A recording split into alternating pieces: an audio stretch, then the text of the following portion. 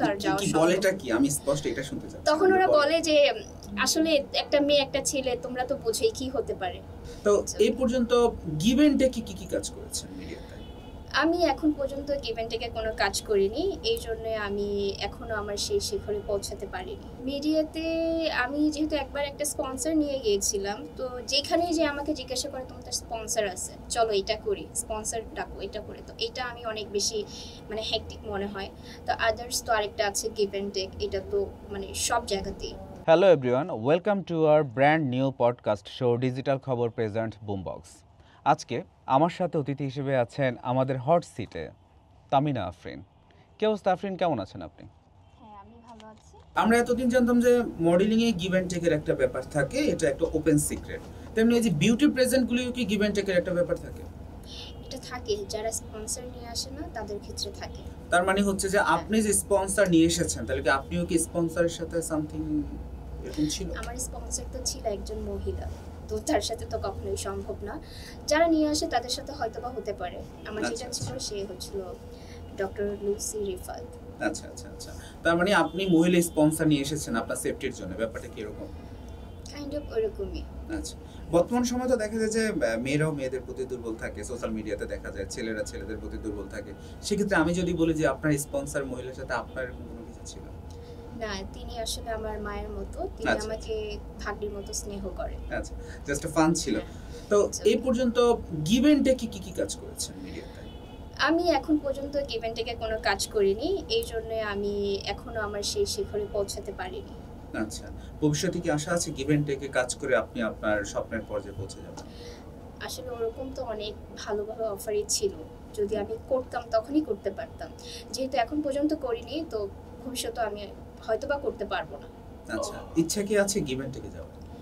না, ইচ্ছে নেই আমার গিভ এন্ড টেকে যাওয়া, কিন্তু আমার ভালো ভালো কাজ করার ইচ্ছা আছে।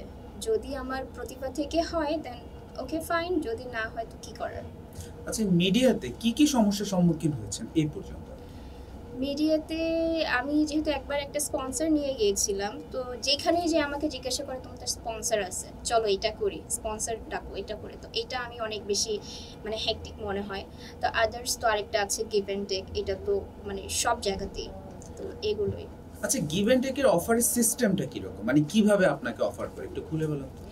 এগুলোর যেমন অফার করে, আমাকে প্রথমে বলে যে একটা স্ক্রিপ্ট আছে, এখানে একটা ক্যারেক্টার আছে যেটা তোমার সাথে খুবই সুন্দর মানাবে, চলো আমরা কাজ করি। তো আমি বলি ঠিক আছে, চলেন কাজ করি। তো ওরা আমাকে সব কিছুই বলে, তারপর ড্রেস সব কিছু আমি প্যাকিংও করে ফেলি। লাস্ট মোমেন্টে বলে যে আমাদের শ্যুট তো সকালে, তুমি রাতে আসো। আমি তখন বলি আমি রাতে কেন যাব, আমার শ্যুট যেহেতু সকালে, আমি সকালেই যাব, দরকার হবে ভোরে যাব। বলে না আসলে বুঝতেই তো পারছো, রাতে আসো, আসলে তো মানে ব্যাপারটা একটু অন্যরকম। কেমন, তখন ওরা আমাকে এগুলো বলে, তো তখন তো আর যাওয়া কি বলেটা কি আমি স্পষ্ট এটা শুনতে চাই। তখন ওরা বলে যে আসলে একটা মেয়ে একটা ছেলে তোমরা তো বুঝোই কি হতে পারে, তো এইভাবে করে বলে, তো তখন তো আর যাওয়া সম্ভব না। মানে এইটা কি ডিরেক্টর বলে নাকি প্রোডিউসার বলে? এটা ডিরেক্টর বলে যে প্রোডিউসার এরকম এরকম আছে, তো সামটাইমস ডিরেক্টররাও বলে। আচ্ছা, মানে ডিরেক্টর হচ্ছে প্রোডিউসারের জন্য আপনাকে বলে যে প্রোডিউসার একটা ডিমান্ড আছে, রাতের বেলা প্রোডিউসারের সাথে সময় কাটাতে হবে, দিনের বেলা শুটিং হবে। হ্যাঁ, এরকম বলে। আর সবথেকে বড় কথা, কখনো কখনো ডিরেক্টররাও বলে। আচ্ছা, ডিরেক্টরের প্রপোজটা কেমন থাকে যখন সে নিজের জন্য প্রপোজ? ডিরেক্টর যেমন থাকে যে একটা রোমান্টিক সিন আছে, তুমি যদি আমার সাথে রোম্যান্স করো তাহলে তুমি আমার সাথে মানে একটু ফ্রেন্ডলি হইতে পারবা। তো এই ব্যাপারটা কেমন না, মানে ওনার সাথে আমি অ্যাক্টিং করব হিরোর সাথে, তো যদি উনি আমাকে বলতো যে হিরোর সাথে তোমার একটু ফ্রেন্ডলি বন্ডিং করা উচিত, এটা আমি বুঝতে পারতাম।